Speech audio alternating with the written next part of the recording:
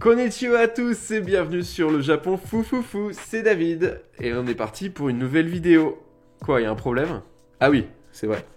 J'ai oublié d'enlever mon masque de super-héros. Voilà. Non, c'est pas un masque de super-héros, c'est juste un masque anti-pollen. Parce qu'il y a beaucoup de pollen en ce moment au Japon. C'est la saison du Kafunsho, donc des allergies au pollen. Et comme je suis allergique, c'est très important d'avoir ça. Oui, c'est pas mal aussi avec les écouteurs comme ça. Allez hop, on remet ça comme il faut. Et je suis pas ici dans cette vidéo parti pour vous parler du pollen au Japon, non, je vais parler des choses qui sont plus chères, les choses de la vie, des trucs qui coûtent plus cher au Japon, trop cher par rapport à la France.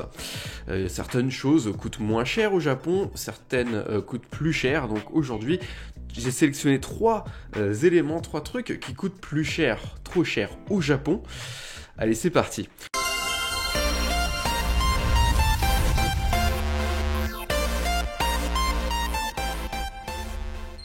Premier élément, comme je suis cinéphile, c'est vrai que c'est assez dur pour moi, mais le cinéma coûte beaucoup plus cher au Japon. Je sais que les tarifs ont tendance à augmenter également en France, je me souviens plus exactement des derniers tarifs, mais moi quand j'étais étudiant en France, eh bien je me souviens j'allais au cinéma, c'était voilà, on va dire 5 € à peu près la séance peut-être, donc c'était vraiment pas grand chose, il y avait des tarifs étudiants notamment. Au Japon, un tarif plein, il faut savoir, ça coûte quand même 1800 yens. 1800 yens, ça fait à peu près 15 €. Donc 15 €, 3 fois plus que moi, ce que moi je payais quand j'étais étudiant. Alors maintenant je ne suis plus étudiant, mais évidemment il y a des tarifs réduits au Japon aussi, mais il n'y a pas beaucoup de tarifs vraiment étudiants, c'est plus pour les collégiens, lycéens. Pour les étudiants, il n'y a pas vraiment de tarifs réduits, malheureusement dans la plupart des cinémas au Japon. Alors il y a un tarif réduit le soir pour la dernière séance, ça s'appelle le Late Show. Late Show, donc de l'anglais Late Show, qui veut dire la dernière séance, la séance tard le soir. Cette séance est moins chère, c'est un peu moins cher, c'est 1200 yens. 1200 yens, ce qui fait à peu près 10 €. Ça reste quand même très cher. Alors je sais pas combien ça coûte dans votre cinéma de quartier, mais à mon avis on n'est quand même pas à ces tarifs là. Et ça fait mal au portefeuille, hein, c'est sûr. Donc moi je me calme un peu sur les films, je vais voir vraiment les gros films que j'ai envie de regarder, mais je vais pas voir tous les petits films que je pourrais aller voir quand j'étais en France. En France, c'est vrai que j'allais beaucoup au cinéma, je me suis calmé depuis, je me contente voilà des sites du style Netflix, des choses comme ça, pour regarder les dramas et les films qui m'intéressent. C'est vraiment dommage parce que moi j'aime bien quand même aller dans un cinéma avec un grand écran, je trouve que c'est différent de regarder un film chez soi, donc c'est vraiment dommage à ce niveau-là. Si vous êtes cinéphile, faut savoir, le cinéma coûte plus cher au Japon, et quand j'ai dit 15 € tarif plein, c'est sans compter les lunettes 3D, hein. Si c'est un film en 3D, ça vous coûtera plus cher, environ 17 €. Il y a un supplément de 300 yens à peu près pour les lunettes, donc ça fait du coup non pas 1800 mais 2100 yens, voilà à peu près 17-18 €. Ça fait mal, ça fait vraiment mal. Et puis bon, on pourrait se dire allez, à 15 €, il y a peut-être du popcorn à volonté, il y a peut-être du Coca-Cola qui va couler à flot, hein, ça va être super, ça va être Nomi Rodai, on va pouvoir boire à volonté. Non, pas du tout, c'est juste vraiment le ticket d'entrée, 15 €. Voilà, c'est très cher au Japon, le cinéma. C'était le premier élément. Allez, deuxième élément, et là c'est plus embêtant parce que c'est... Bon, le cinéma, on y va ou on n'y va pas, on choisit, hein, c'est un loisir. Par contre, les transports en commun, le deuxième élément, ça c'est plus problématique. Beaucoup plus problématique, puisqu'effectivement là on peut pas s'en passer. Si vous allez travailler, vous en avez besoin, notamment le bus, le métro, c'est plus cher qu'en France. Je me souviens à peu près des tarifs en France pour le métro, je crois que c'est 1,70 €, ça a peut-être augmenté, je sais pas, les tarifs changent d'une année sur l'autre, mais en tout cas le truc c'est qu'en France, bon, tu prends ton ticket, ça te coûte 1,70 €, mais même si tu vas assez loin, si tu vas jusqu'au terminus, si tu as un certain nombre d'arrêts, des changements et tout, ça te coûtera le même prix. 1,70 €, ou peut-être un peu plus, je sais pas. Mais ça ne varie pas en fonction de la distance. Au Japon, ça va varier, le système est différent, ça va varier en fonction de la distance parcourue. Donc plus on va loin, plus ça va coûter cher. Et ça peut paraître super comme système, on peut se dire, ah bah du coup, quand on va pas très loin, quand on a juste qu'un arrêt, ça va coûter rien du tout, ça va coûter que dalle. Mais non. Même un arrêt de métro, ça coûte quand même assez cher en général, même pour faire un arrêt ou deux arrêts, ça revient quand même à peu près 1 €. à une centaine de yens, et donc en fait c'est pas que ça coûte moins cher d'aller plus près, c'est juste que ça coûte plus cher d'aller plus loin, puisque le tarif de départ il est quand même assez élevé, donc ça revient assez cher, plus cher qu'en France.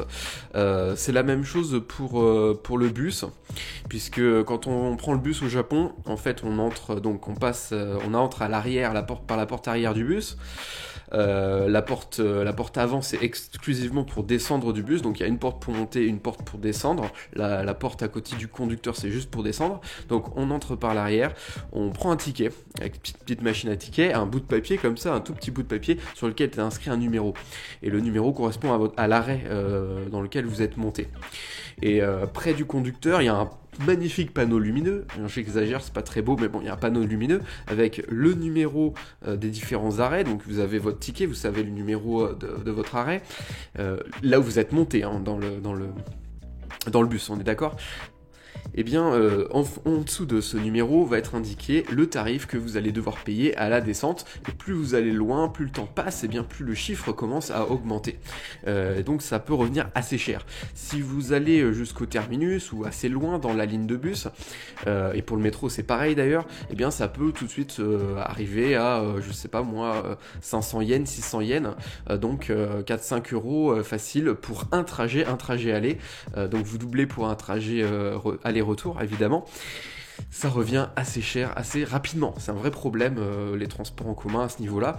Par contre, ça c'est clair, c'est très propre, c'est à l'heure, les transports en commun, que ce soit le bus, le métro, surtout le métro d'ailleurs, ils sont à l'heure, ils sont vraiment à l'heure, ça c'est vraiment top par rapport à la France, mais voilà, c'est le prix n'est pas le même. Voilà, c'était le deuxième élément, donc les transports en commun au Japon qui sont plus chers.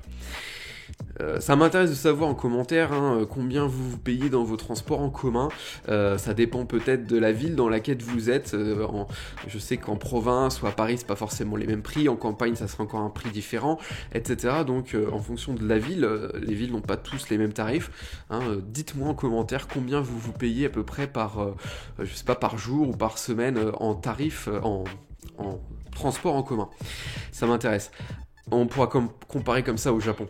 Donc, troisième élément, troisième et dernier élément qui n'est pas des moindres, eh bien c'est Internet. Alors, encore, Internet au Japon, c'est très rapide, il n'y a pas de problème, ça marche bien. Là, en termes de fonctionnalité, il n'y a pas de souci. C'est plus au niveau du prix, encore une fois, c'est vraiment trop cher, plus cher que la France. Faut savoir que les tarifs Internet français sont vraiment, vraiment bas par rapport aux autres pays. Je pense que vraiment la France est dans la moyenne vraiment basse au niveau des tarifs, c'est très bien. Il y a un bon service Internet en France.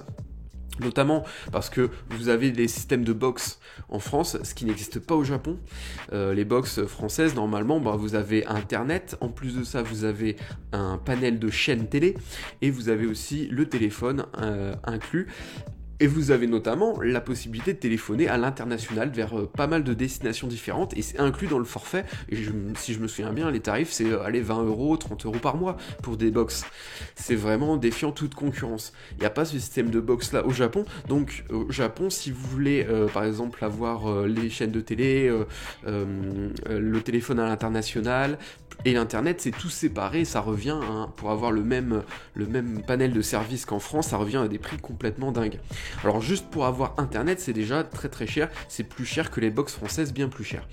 Par exemple pour avoir la DSL, c'est en gros on va dire, si je mets ça en euros, on va dire que c'est à peu près 3000 yens minimum.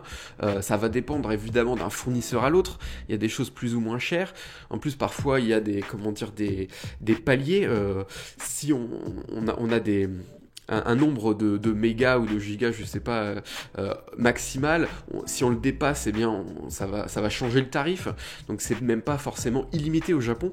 En tout cas, les tarifs sont élevés. Donc comme je le disais, à peu près au moins 3000 yens par mois, ce qui fait, on va dire, 25 euros par mois. Et ça, c'est dans le meilleur des cas. Et en général, même, il y a un sommet limite qu'il faut pas atteindre.